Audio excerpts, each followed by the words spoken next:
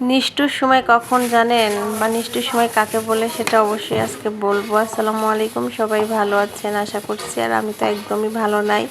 আর এই তো আজকে সকালবেলা উঠে রান্না বান্না শুরু করলাম। তার সাথে যে শুরুতে বললাম না যে আসলে নিষ্ঠুর সময় বা নিষ্ঠুর পৃথিবী কাকে বলে জানেন, যখন সব থেকে আপনি নিজে অসুস্থ থাকবেন বা আপনার শরীরটা একদমই ভালো লাগবে না, তখন আপনি কাউকে পাশে পাবেন না। কারণ এই নিষ্ঠুর সময় মানে ভালো সময় দেখবেন আপনার মানুষের কোনো অভাব হবে না, কিন্তু যখন আপনার খারাপ সময় আসবে তখন কিন্তু আপনি একদম কাউকে কাছে পাবেন না বা পাশে পাবেন না, শুধু মা বাবা ছাড়া। আর তারা বুঝবেই না যে আপনার সমস্যাটা কতটা হচ্ছে বা কি হচ্ছে না হচ্ছে।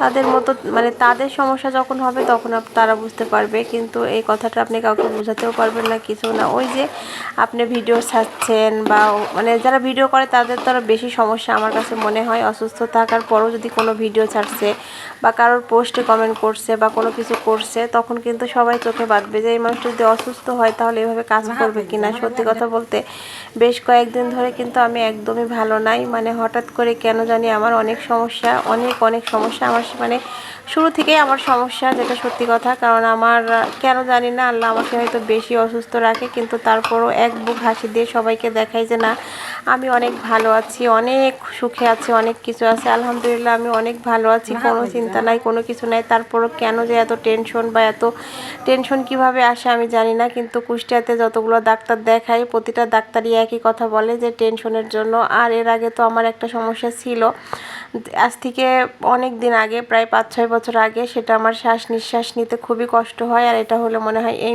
বুঝি হয়তো আমার জীবনটা চলে যাবে এরকম। তখন আমার ছেলেটা অনেক ছোট ছিল, 2.5 থেকে 2 বছর বয়স ছিল তখন থেকে। কিন্তু তখন তো একটা কথাই ভাবতাম, আল্লাহ আমার যদি এত বড় সমস্যায় দিবা তাহলে আমার ছেলেকে কেন দিলা বা কেন হলো। আমি অনেক ডাক্তার, আমার বর আমাকে দেখাইছে, অনেক জায়গাতে নিয়ে গেছে, কিন্তু তখন কিন্তু অনেক দিন পরে আমি একটু ভালো হই বা সুস্থ থাকি। হঠাৎ করে মাঝে মাঝে হতো কিন্তু ঠিক হয়ে যেত, কিন্তু এদানি আমার অন্য অন্য সময় ওই সমস্যার সাথে সাথে অন্য অন্য সমস্যাও দেখা যাচ্ছে। জানি না কত তাড়াতাড়ি ভালো হব না কি হবে বুঝতে পারতেছি না। আমি সত্যি প্রচণ্ড পরিমাণ মানে মানে প্যারার মধ্যে আছি। মানে কেন, আমি কিভাবে কি করব বা কোথায় যাব, কিভাবে ডাক্তার দেখাবো, আমি সব রকম নিজে নিজে ট্রিটমেন্ট করছি বা ডাক্তার দেখাচ্ছি, সবই একই কথা বলে টেনশন। তারপরে সব থেকে বড় সমস্যা আমার এখন অক্সিজেনটা নামছে, কেন নামছে আমি এটাও বুঝতে পারতেছি না। যাই হোক, সবাই